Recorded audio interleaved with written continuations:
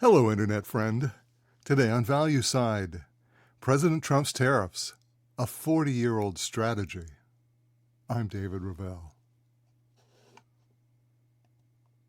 Well, on April 2nd, President Trump announced that the United States would impose tariffs on all its trading partners. He called it Liberation Day. And from his perspective, that day America would be freed from being ripped off by other countries' predatory trade practices. The president would go on to tell us that this was an idea that he had thought of 40 years ago. By my calculation, that's about right. 40 years ago would bring us to sometime in the mid-1980s, the time when China in particular was hollowing out our industrial base. It was a time when tariffs would have been a potent tool in fighting China's aggressive mercantilist policies. Mercantilism, you see, is a strategy where one country seeks to maximize its exports while minimizing its imports. If successful, this strategy means that the importing countries will send its wealth overseas to purchase those imports. It enriches the exporter while sending the importer into increasing poverty. Now, economists have labeled this approach the beggar thy neighbor policy, and it's a strategy that China has employed for a millennia, currently against its chief target, the United States. Now, the particular version of Chinese mercantilism used against America was to undercut U.S. industrial costs by selling goods to Americans at prices that American industrial companies simply could not match. Slowly at first, we saw goods that were heretofore made in America become made in China. Entire industries moved across the Pacific as demand for comparable but less expensive Chinese products grew.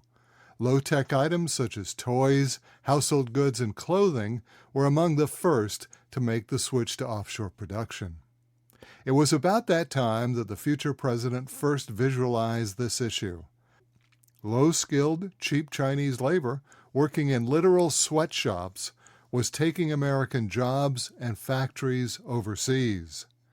Now, there can be little doubt that Trump was right. Moreover, given that China's primary advantage at the time was cheap labor and unhealthy working conditions, Trump's solution of imposing tariffs would have evened the playing field, an innovative approach. The goods that China produced back then were sold based purely on price.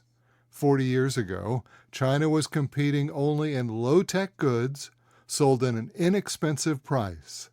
So Trump's concept of tariffs would have eliminated China's price advantage, a win for the United States. Regrettably, that picture of the world no longer holds.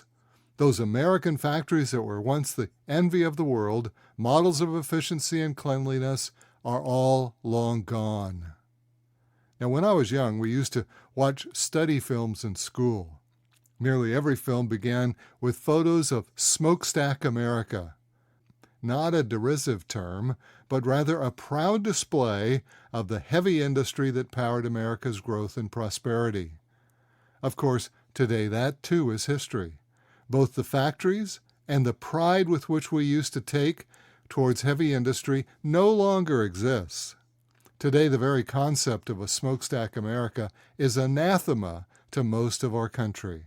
It's a visual representation of filth and pollution, of a dismal way of life that most are thankful is long gone. And herein lies the real issue. While it's true that China was trying its best to move American industry across the Pacific, Americans were just as happy to see them go. Our country was relieved that it would be the Chinese factories that would pollute their skies and their rivers, not our own. In short, we saw the proverbial free lunch. Cheap goods made in faraway factories. We saw a pristine, pollution-free America with manufacturing and all its troubles on the other side of the world. It's a view of the world that persists to this day, especially in Washington, D.C., the nation's capital. We are the country that prides itself on being the technological leader of the globe, yet we hold economic and industrial concepts that are decades old. Imagine that any other national leader would tell the world that his economic ideas are 40 years old. Most Americans weren't even alive when Trump first imagined imposing tariffs. Mr. President, a lot has happened since you first thought tariffs would be our path to economic prosperity. Technology has revolutionized the manufacturing process. Factories that once belched smoke and ash, that sent acid rain over miles and miles, polluted rivers, can now operate cleanly. However, in America, many of our factories, and to an unfortunate extent, have not kept pace with modern advances. President Trump promises that the newly instituted tariffs would bring industry back to America, and he points to substantial deals in onshore production from Apple Computer, Taiwan Semiconductor, and Hyundai Motors. But it is the president's recent action in the sale of U.S. steel to Japan's Nippon Steel that illustrates just how far we have to go in reindustrializing America. While most of U.S. steel plants were outdated and inefficient, one stands out: the Edgar Thomson plant in Braddock, Pennsylvania.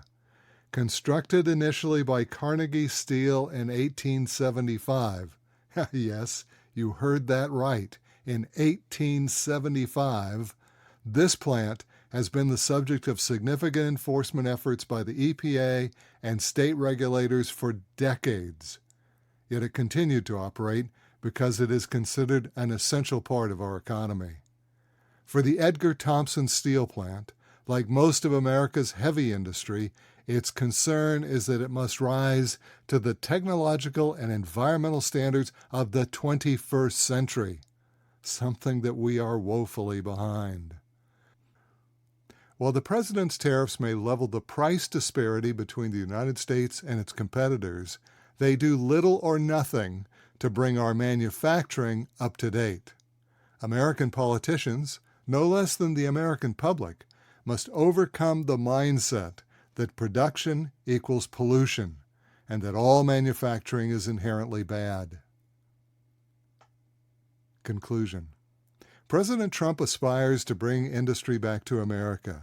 He institutes a penalty for offshore production, that's the tariffs, but provides little or no actual incentive for it to relocate plants and factories here.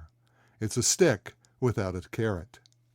To entice American manufacturing to return home, the president needs a comprehensive industrial policy, one that includes affordable and reliable energy, reduced regulation, and up-to-date infrastructure, all of which are currently lacking at the Edgar Thomson Steel Mill.